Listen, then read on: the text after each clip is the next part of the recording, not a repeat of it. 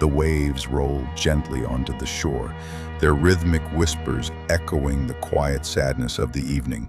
The sun was beginning to set, casting golden hues across the horizon, stretching shadows long and soft across the sand. On that same sand, a girl walked alone, her bare feet leaving behind fading footprints, like fragments of a memory slowly disappearing with the tide. Her name was Noor. There were tears in her eyes, but an unusual calmness on her face, a bittersweet peace that only heartbreak could bring.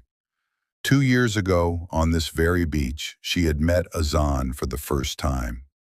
What blossomed between them was not a coincidence. It was a story written by fate itself.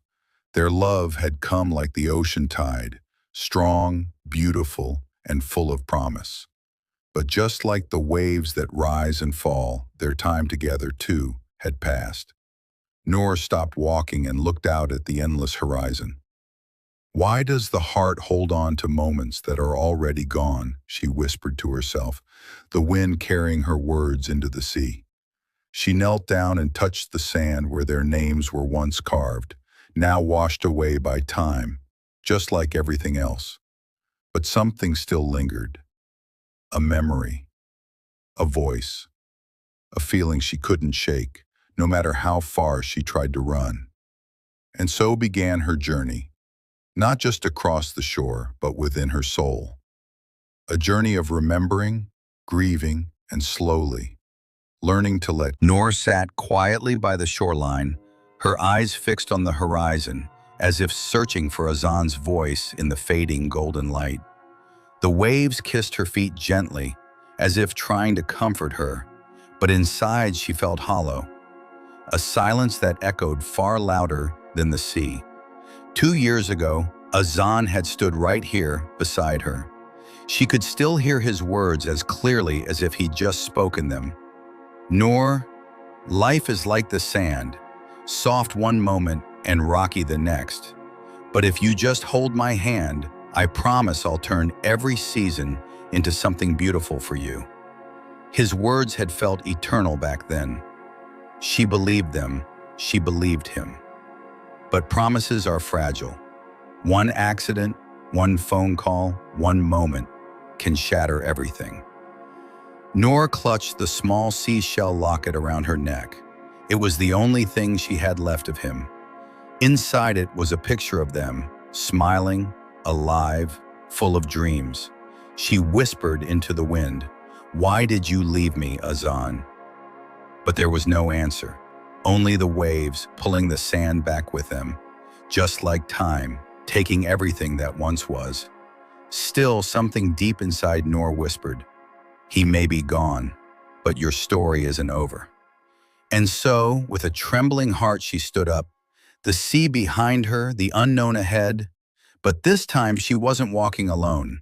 She was walking with memories, with footprints that no one else could see. Noor rose slowly from the sand and began to walk again, her bare feet sinking gently into the cool grains. With every step, she left behind a trace, a silent testimony to the weight she carried in her heart. The evening had deepened into night, and the once golden sky was now painted in hues of deep blue and black. The waves grew louder, crashing more fiercely, as if mourning with her. Each step brought back a memory. Bailan, 2 years ago, Azan had called her to meet him at the beach. It wasn't a grand plan, just a small tent he had set up near the water, glowing with soft lanterns and the sound of the waves. Noor remembered the way her heart raced when she saw him standing there, arms wide open, like the whole world waited just for her. They had sat for hours, drawing patterns in the sand with their fingers. He made her laugh with silly stories, and then, in a quiet moment, he whispered, "I don't have much, Noor, but I have you. And that makes me the richest man alive." She had smiled. She had believed him. In that moment, nothing else mattered. Not the world, not the future, just the two of them, and the soft sound of the sea breathing around them. Each now, standing again in the same place, Noor closed her eyes and let the memory wash over her like a wave. Beautiful, yet sharp. The kind of memory that doesn't fade, it stays, like footprints in wet sand, waiting for the tide to take it away. But the tide hadn't taken it yet, and maybe, just maybe, it wasn't meant to. The night grew colder, but Noor didn't move. She stood by the shore, arms wrapped around herself, lost in the weight of memories. Above her, the stars shimmered softly, like a quiet reminder that not all darkness is empty. Suddenly her phone buzzed. It was a message. Unknown number. I still remember the promise we made on the shore. Noor's heart skipped a beat. She stared at the screen, her fingers trembling. No name, no photo. Just those words. A line only Azan had ever said. Was someone playing with her? Or was this something else? She wanted to ignore it. She wanted to tell herself it was a cruel coincidence. But something in her chest, something fragile and stubborn, whispered, what if? She walked slowly toward the rocky edge of the beach, where they used to sit in silence, a place where Azan once told her his dreams, where he had said, if anything ever happens to me, don't stop living, Noor. Find me in the waves, in the wind, I'll always be there. That night had felt like a fairy tale. But fairy tales end, and his accident had come like a nightmare. Sudden, unforgiving, and silent. No closure, no goodbye, just gone. She opened her phone again, staring at the message. Another buzz. Unknown number. If you want to know the truth, meet me where the sea meets the rocks, midnight. Her breath caught in her throat. Who was this? Could it really be him? Or was this the beginning of something she wasn't ready for? She looked at the waves, crashing harder now, and whispered, what do you want from me, Azan? The sea didn't answer, but deep inside her something stirred, not fear, not confusion, hope. And hope is the most dangerous thing of all. Midnight. The world was asleep, but Noor wasn't. She stood near the rocks where the waves collided violently, sending salty mist into the air. The moon hung low and full, casting a silver glow over the restless sea. Her heart pounded in her chest, not from fear, but from something deeper. An ache she couldn't name. She checked her phone again. No new messages, just the one. If you want to know the truth, meet me where the sea meets the rocks, midnight. She waited. Minutes passed. Then footsteps, soft, hesitant, approached from behind. She turned sharply. A hooded figure stood a few feet away, silent, still. The sound of the waves drowned everything else. Who are you? Noor asked, her voice barely rising over the wind. The figure removed the hood. It wasn't Azan. It was a man she didn't recognize, mid-30s, weathered face, kind eyes. I'm sorry to scare you, he said gently. My name is Rayan. I was with Azan the day of the accident. Noor's breath caught. You knew him? Rayan nodded. More than that, he saved my life. He sat down on a nearby rock, motioning for Noor to join him. After a moment's hesitation, she did. Rayan pulled something from his pocket, a small, sand-stained notebook. This belonged to him, he said. He told me if anything ever happened, I should find you and give it to you. Noor reached out with trembling hands and took the notebook. It was worn, its pages slightly curled, but she recognized the handwriting immediately. Azan's. She opened it slowly. On the first page it read, for Noor, because even if I'm not with you, I want my words to be. Tears filled her eyes. Rayan looked away respectfully, giving her space. I never got the chance to know him for long, he said softly. But in those last few hours, he spoke about you, as if you were the only thing that ever truly mattered. Noor pressed the notebook to her heart. In that moment, she wasn't on the beach anymore. She was back in his arms, hearing his laughter, feeling his warmth. He was gone, but a part of him had found its way back. Through these words, through this stranger, through the footprints he left behind, not on the sand, but inside her. Noor sat by the crashing waves long after Rayan had left. The small notebook, Azan's notebook, rested in her lap, warm from her touch, soaked in silent tears. She hadn't dared turn another page yet.